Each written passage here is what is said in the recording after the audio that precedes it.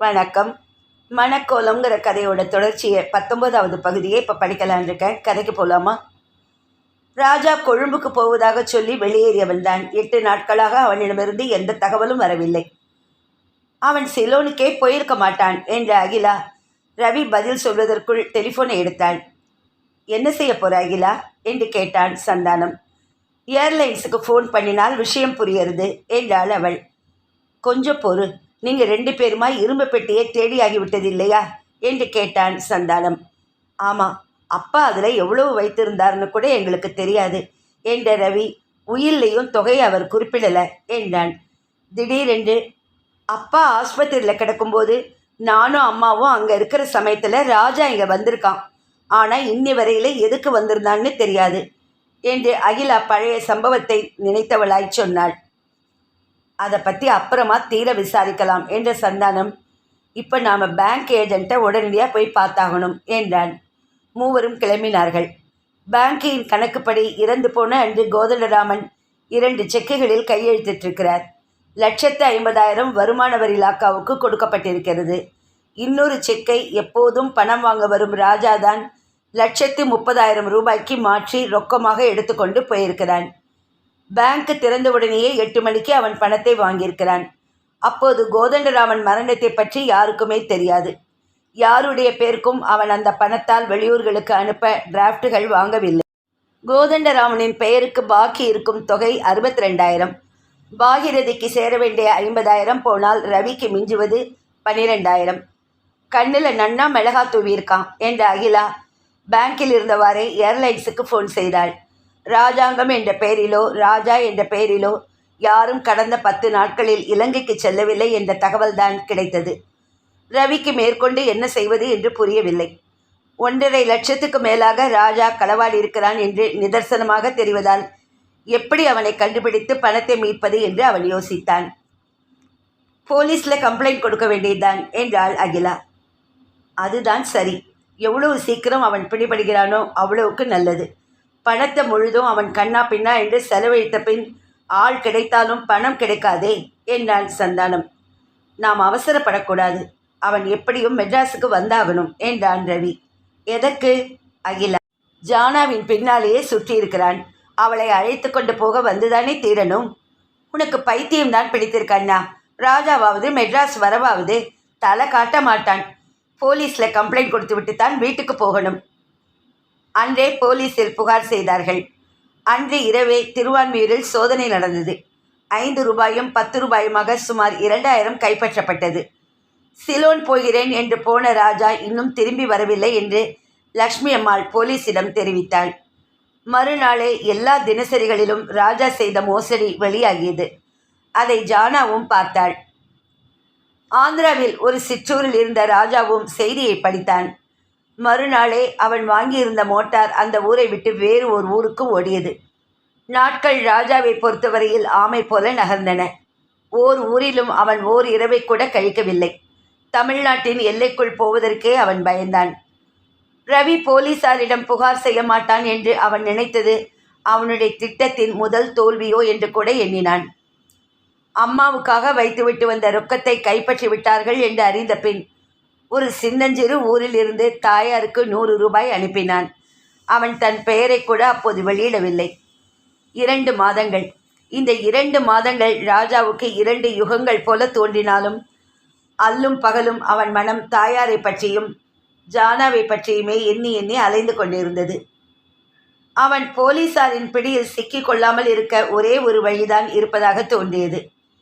எவளை பற்றி அவன் தினம் தினம் நினைந்து மனம் உருகுகிறானோ அவள், அந்த ஜானா ஒருத்தி தான் அவனை காப்பாற்ற முடியும்.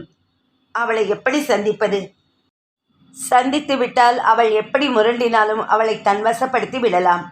இருவருக்கும் கல்யாணமாகிவிட்டால் ரவி கண்டிப்பாக சீதாவை உத்தேசித்தாவது கேஸை வாபஸ் பெறுவான். அவனிடமிருந்து வேறு வழியில் பணத்தை திருப்பி பெற எண்ணுவான்.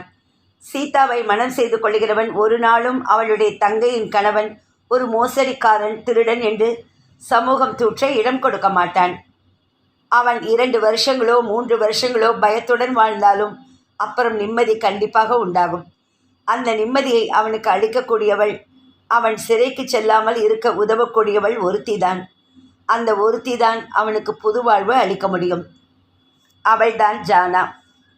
சந்தானத்தின் உதவியுடன் ரவியும் அகிலாவும் கோதண்டராமன் கம்பெனியின் கணக்குகளை எல்லாம் ஆதியோடு அந்தமாக பரிசீலனை செய்து பார்த்தார்கள். 1,30,000 ரூபாயை தவிர வேறு ஏதும் களவாடப்படவில்லை என்ற முடிவுக்குத்தான் அவர்களால் வர முடிந்தது. நாட்கள் சென்றன. ஒருவாறு கம்பெனி கணக்குகளை தீர்த்தாகிவிட்டது. ரவி சோர்வடைந்து போனான்.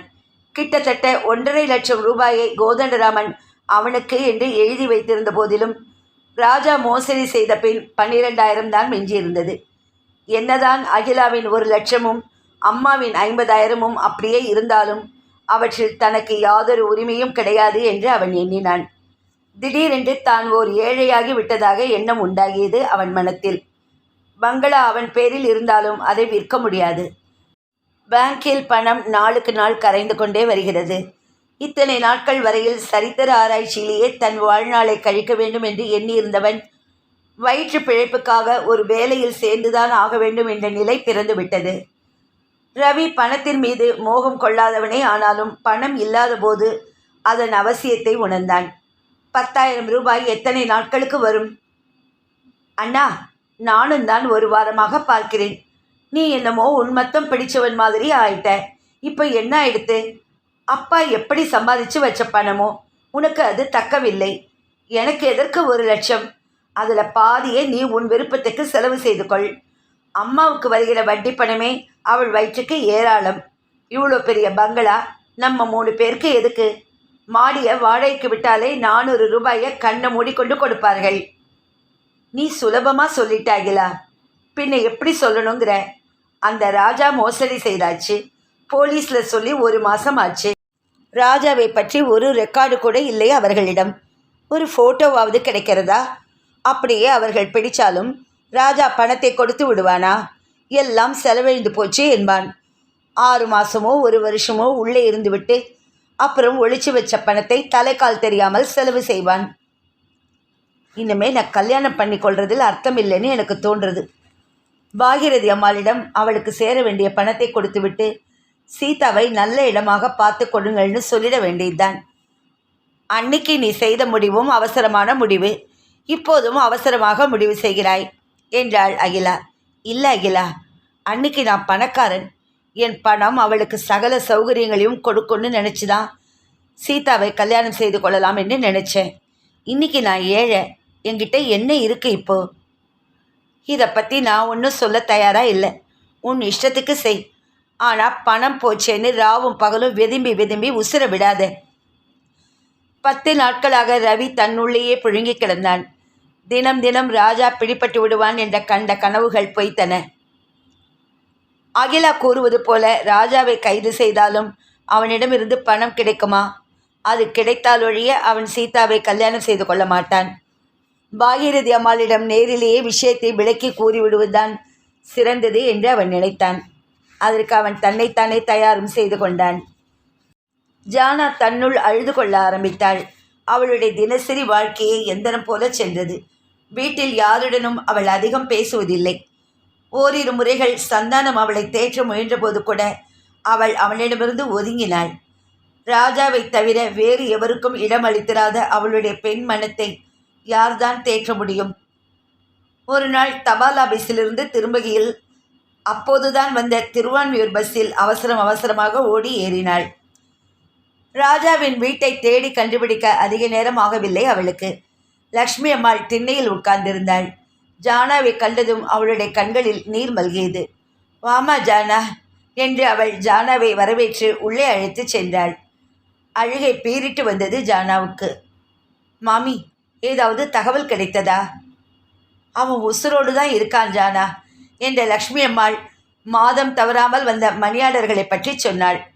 அவனுக்கு அம்மா என்றால் உசுர். எங்கே இருந்தாலும் மறக்காமல் பணம் அனுப்புகிறான். எந்த ஊரிலிருந்து? இதுவரையில் 2 தடவை வந்திருக்கு. ஆனால் 2 ஊர்லேருந்து. அவன் இப்போ எங்கே இருக்கானோ அந்த தெய்வத்துக்குத்தான் தெரியும். ஜானா மௌனமாய் லக்ஷ்மி அம்மாளை பார்த்தாள். சின்ன திருட்டில் அவன் மாட்டிக்காமல் இருந்தான். அதுவே பெரிய திருட்டு நடத்த தூண்டிவிட்டது. இப்போ அவன் நாடெல்லாம் திரிந்து பணத்தை கண்டபடி வாரி இறைத்த பின் கையில் பணம் இல்லாத நிலை வர்றபோது இன்னும் பெரிய திருட்டில் இறங்கிடுவான். அவனை யாரும் வாய் வார்த்தையால் இனிமே திருத்த முடியாது. என் பிள்ளை முழு திருடன் ஆகிவிட்டான். அதனால் அவனை பிடிச்சாதான், அவன் கொஞ்ச நாட்களுக்கு ஜெயிலில் இருந்தாதான் திருந்துவான்னு எனக்கு தோன்றுறது. ஜானா மெதுவாக எழுந்தாள். அவளுடைய சிவந்த முகத்தையும் கனத்த கண்களையும் பார்த்தபோது லக்ஷ்மி அம்மாளுக்கும் அழுகை வந்தது. ஜானாவிடம் குங்குமத்தை நீட்டியவாறே அவள் சொன்னாள், நான் பகவானை பிரார்த்திப்பதெல்லாம் ராஜா சீக்கிரம் சிக்கி கொண்டு செய்த குற்றத்துக்கு தண்டனையை அனுபவித்து வெளியே நல்லவனா வர வேண்டும் என்பதுதான். நெருப்பு எல்லாவற்றையும் சுத்தி செய்கிறது. மனுஷனுடைய இருதயத்தை சுத்தி செய்கிற நெருப்பு தான் ஜெயில். 4 சுவர்களுக்கு நடுவே தன்னந்தனியே ராஜா தன்னைத்தானே அலசி பார்க்குற போதுதான் அவனுக்கு தான் செய்திருக்கிற பாவ காரியம் விளங்கும். அப்போதான் அவனுடைய மனசும் மாறும். ஜானா வெளியே வந்தாள். வீட்டை அடைந்தபோது மணி 8. சந்தானம் அவன் அறையில் ஏதோ சிந்தனையில் ஆழ்ந்திருப்பவனைப் போல் உட்கார்ந்திருந்தான்.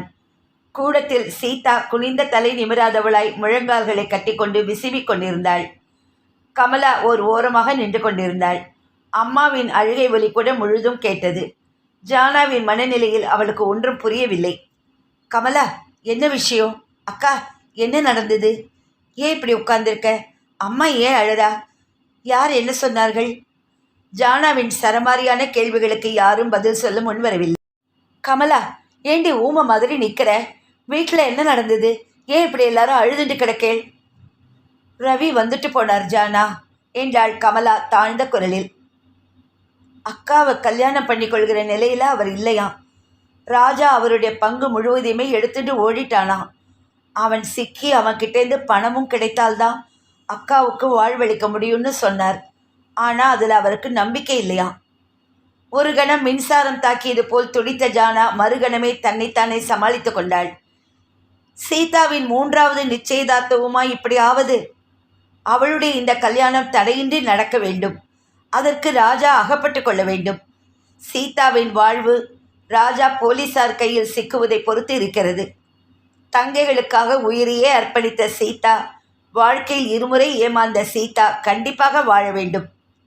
ரவியை போன்ற வரன் யாரும் கனவிலும் எதிர்பார்க்க முடியாத வரன். அந்த வரன் கை நழுவி போனால் சீதா உயிரோடு இருக்க மாட்டாள். ஜானா தன் துக்கத்தை மறந்தாள். அவளுடைய மனச்சிறையிலிருந்து ராஜா வெளியேறி விட்டதாக அவளுக்கு தோன்றியது. ராஜா பிடிபட வேண்டும். அவனுக்கு தண்டனை கிடைக்கிறதோ இல்லையோ ஜானாவுக்கு அனாவசியம். களவாடிய பணத்தை மீட்டு ரவியின் கையில் கொடுக்க வேண்டும். ரவி அதன் பின் சீதாவுக்கு வாழ்வளிக்க வேண்டும். ஜானா தன்னுள் பிதற்ற ஆரம்பித்தாள். அன்று இரவு முழுவதும் உறங்காத ஜானா அதிகாலையில் படுக்கை விட்டு எழுந்தாள். காலை கடன்களை முடித்துவிட்டு வரவும் பால் டிப்போவிலிருந்து சந்தானம் திரும்பி வரவும் சரியாக இருந்தது. சந்தானம் சார், நேற்று என்ன நடந்தது? ரவி வந்திருந்தானாமே என்று கேட்டாள். ஆமாம், என்னிடமும் ரவி சொன்னான்.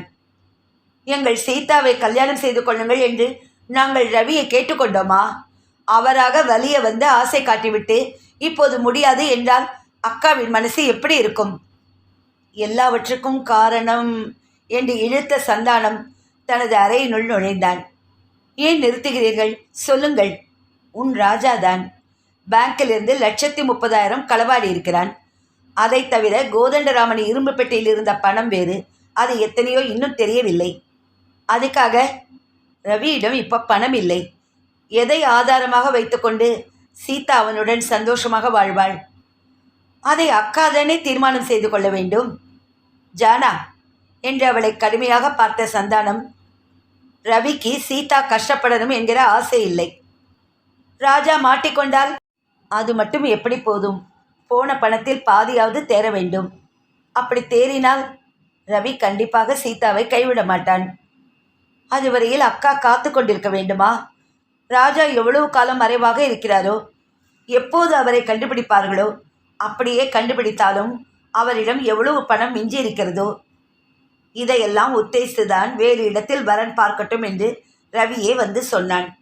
இன்னைக்கு நீ முடியும்னா ராஜாவை பிடிச்சு கொடு. நாளைக்கே சீதா கழுத்தில் தாலியை கட்ட சொல்கிறேன்.